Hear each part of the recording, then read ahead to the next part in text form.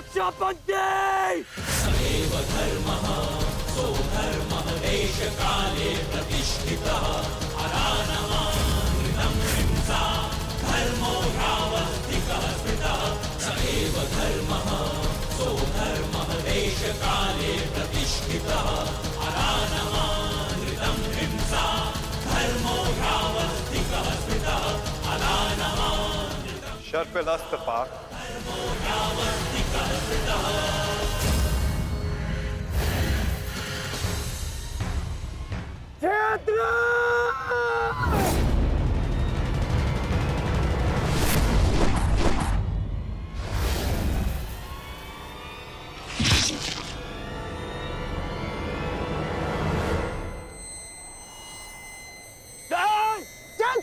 मित्र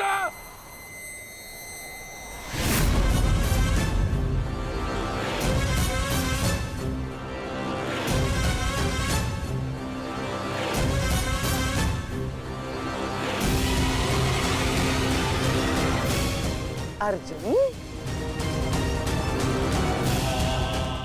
जयद्रथ का वध तो तुमने कर दिया, परंतु अपनी मृत्यु को टाल नहीं पाओगे तुम, हैं?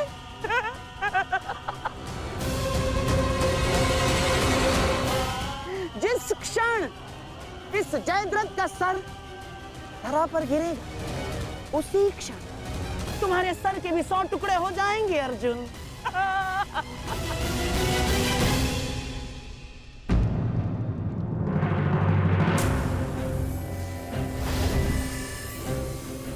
तुम तो विजय पाकर भी हार गए अर्जुन। और सबसे बड़ी हार किसकी हुई है जानते हो? हैं? तुम्हारे उस छलिए की।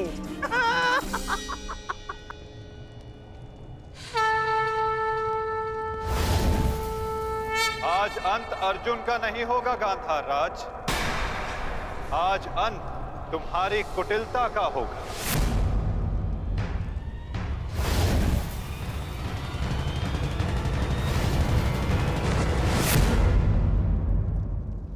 नहीं वृद्धक्षत्र, नहीं, उठना मत।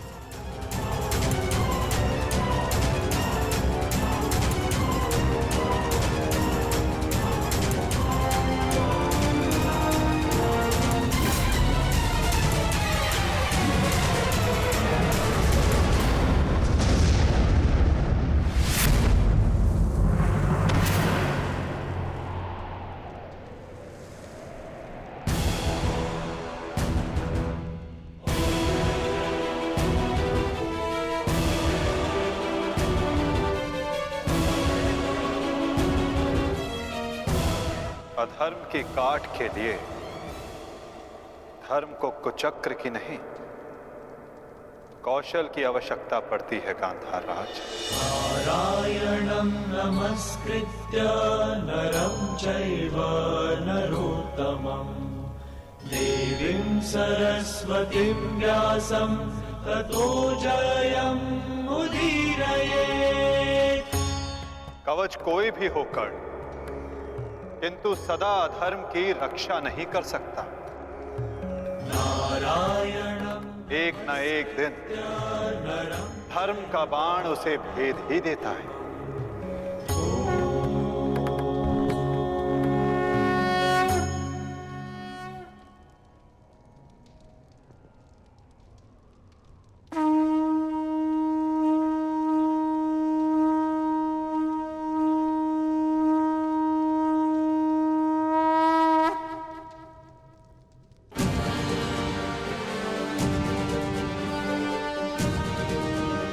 युद्ध का आज का दिन समाप्त हुआ।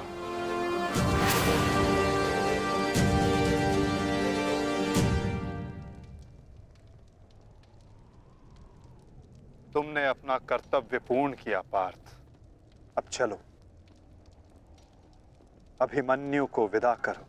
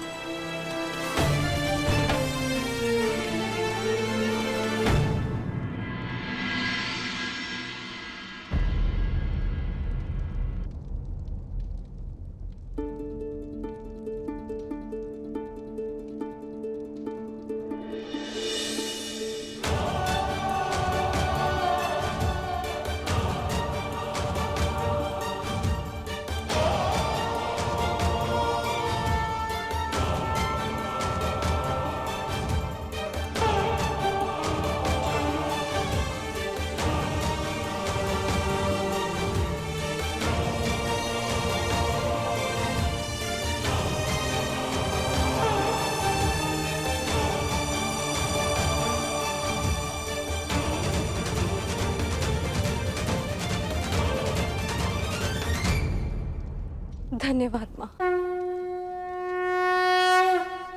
नहीं पांचाली, माता को धन्यवाद अभी नहीं।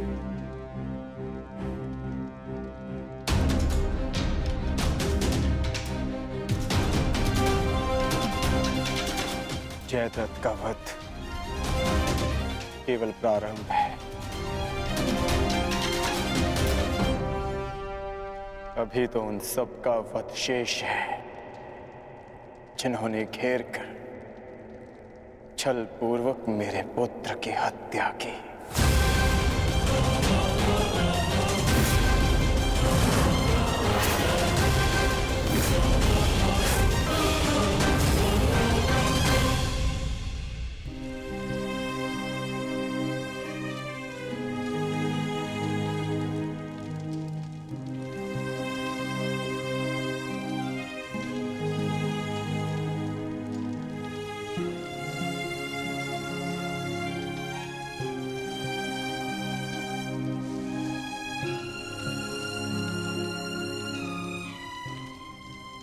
माता यज्ञसेनी का आशीर्वाद है मेरे साथ, और जब तक ये मेरे साथ है मुझे कुछ नहीं हो सकता।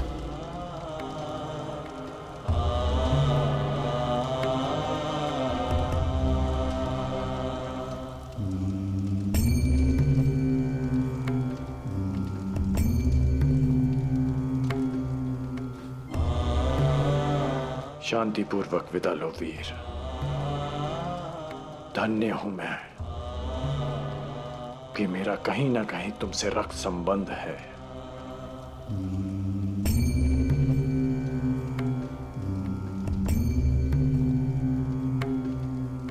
प्रेहि प्रेहि पतिभिः पूर्वैर्भिः यत्रा न पूर्वे पितरपर्युः उभरार्जना स्वधया मदन्तायमं पश्यासि वरुणं च दिवम्। आज आप सब धन्य हो गए।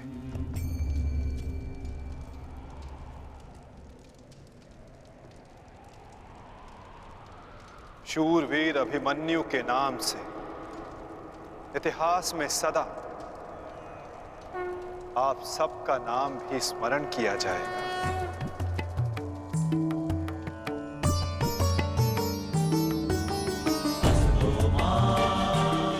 और जो जिस मंतव्य के लिए आता है उसे एक न एक दिन संसार से जाना ही होता है, और जो जिस मंतव्य से आता है वो उसे पूर्ण करके अपने गंतव्य तक पहुंचकर अपनी जीवन यात्रा सफल बनाता है।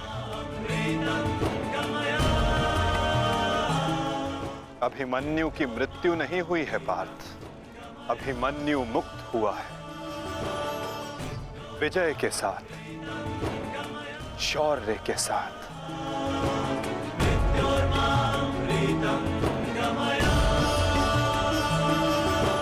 अपने इस क्षण को अपनी दुर्बलता मत बनाना पार्थ।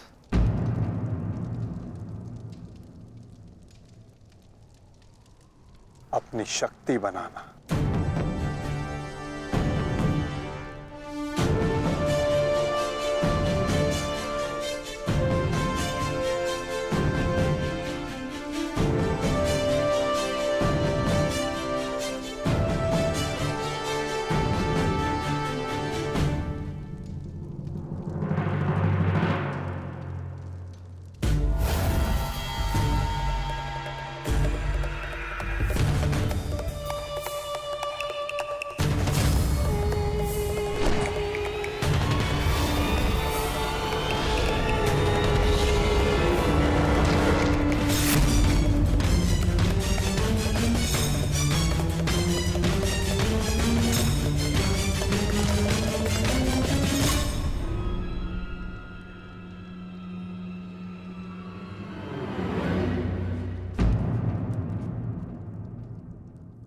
अर्जुन की वजह नहीं, हमारे मुख पर मारा गया थप्पड़।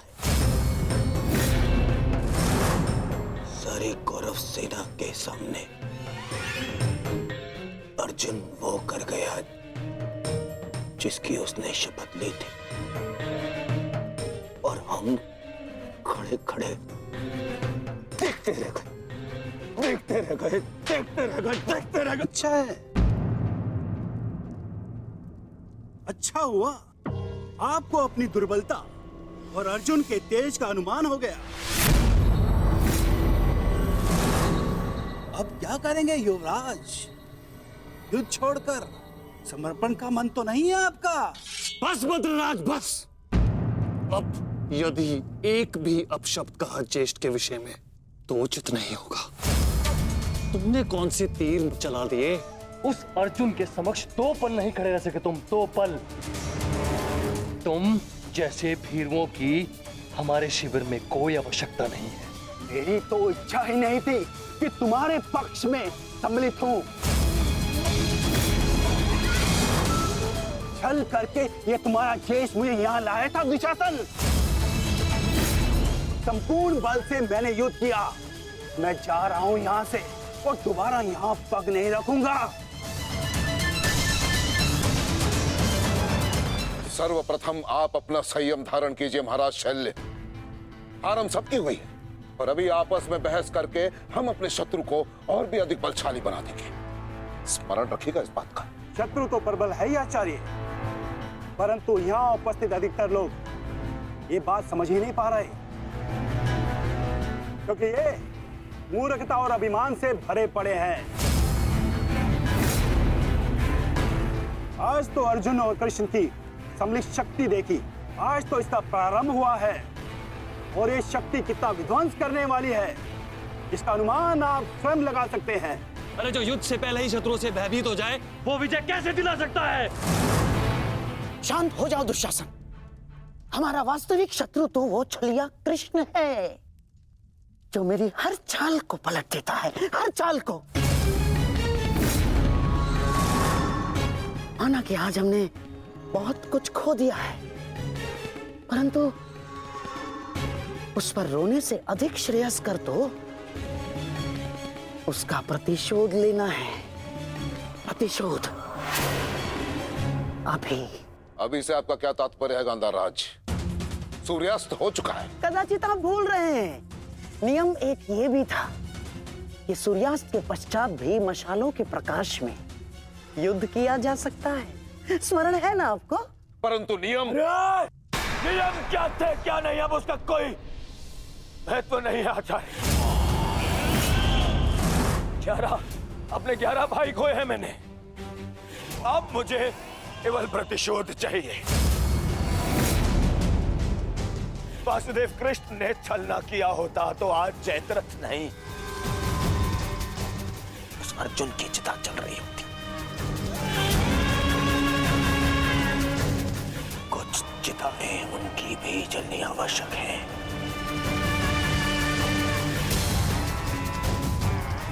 हम अभी आक्रमण करेंगे।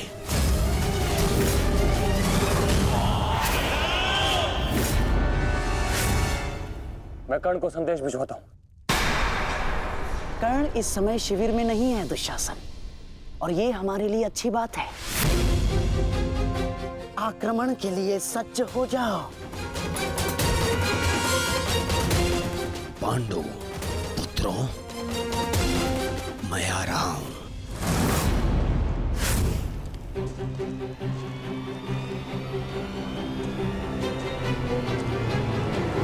रुक जाओ, ये समय खेल खेलने का नहीं है वृषाली।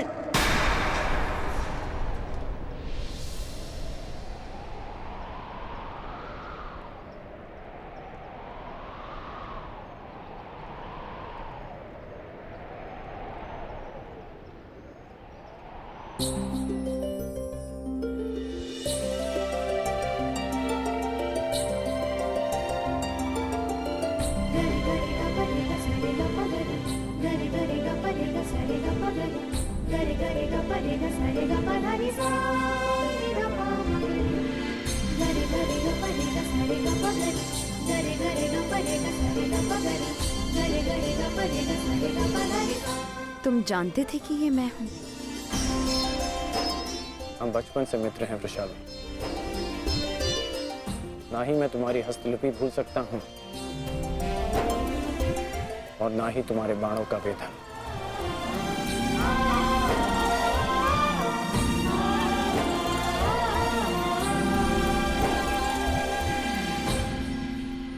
तुम्हारे बाण अधिक तीव्र हो गए हैं, तुम्हारा लक्ष्य वेद अधिक सटीक हो गया है, परंतु तुम्हारी हस्तलिपि में कोई सुधार नहीं। बदले तो तुम भी नहीं हो कर्ण। मुस्कुराना तुमने अब भी नहीं सीखा।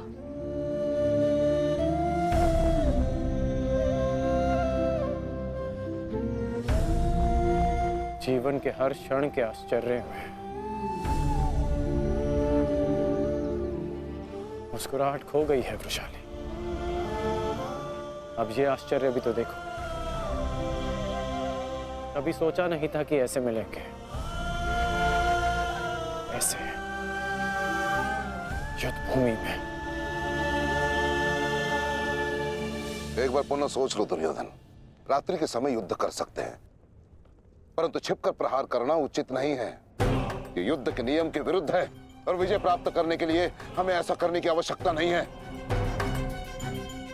और ये मत भूलो कि अर्जुन रात्रि में प्रहार करने में सक्षम है।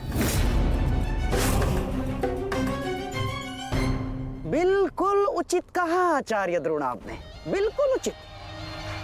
अर्जुन सरलता से रात्रि में लक्ष्य भेद कर सकता है, परंतु अन्य पांडव नहीं। और अर्जुन इस समय अपने पुत्र के शव के पास है, और जब तक शेष पांडवों को हमारे आक्रमण का भान होगा तब तक हम उन्हें अपूरणीय क्षति पहुंचा चुके होंगे आचार्य।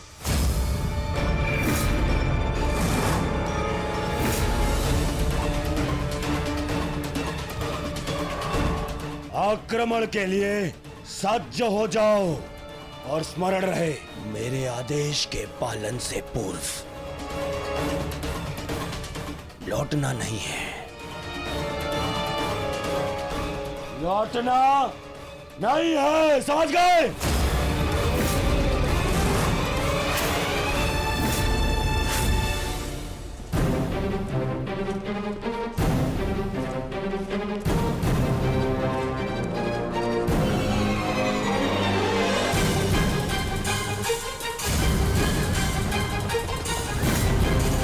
ये कोलाहल कैसा? ये सब क्या है? ये आक्रमण है। ये कौरवों ने युद्ध के नियमों का उल्लंघन करते हुए हम पे आक्रमण कर दिया है। हमें उन्हें उत्तर देना होगा। सावधान सैनिकों!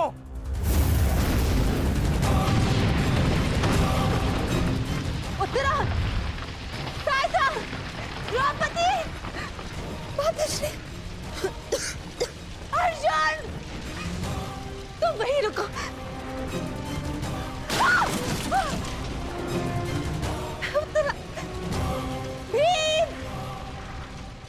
तुम्हारे मन में ये प्रश्न होंगे कि मैं यहाँ इस भांति क्यों आई। भुगत क्रम में सुना मैंने कि तुम्हारा कवच और कुंडल तुमसे छीन लिया गया। वृषसेन का भी समाचार मिला, इसीलिए मैं स्वयं को तुमसे मिलने से रोक नहीं पाई। किंतु तुम्हें यहाँ नहीं आना चाहिए था।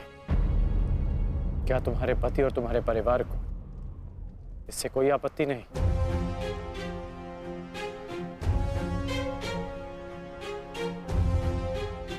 विवाह नहीं किया मैंने।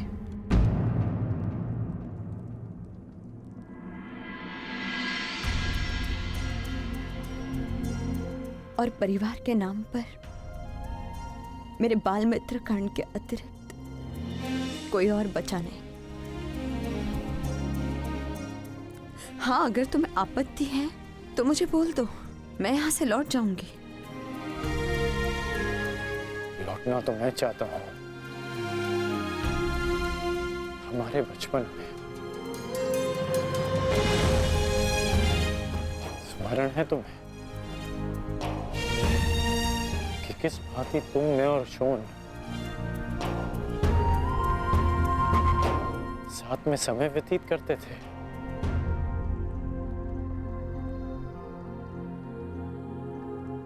और आज देखो, हम यहां खड़े हैं। समझना कठिन है कि क्या उचित है और क्या अनुचित।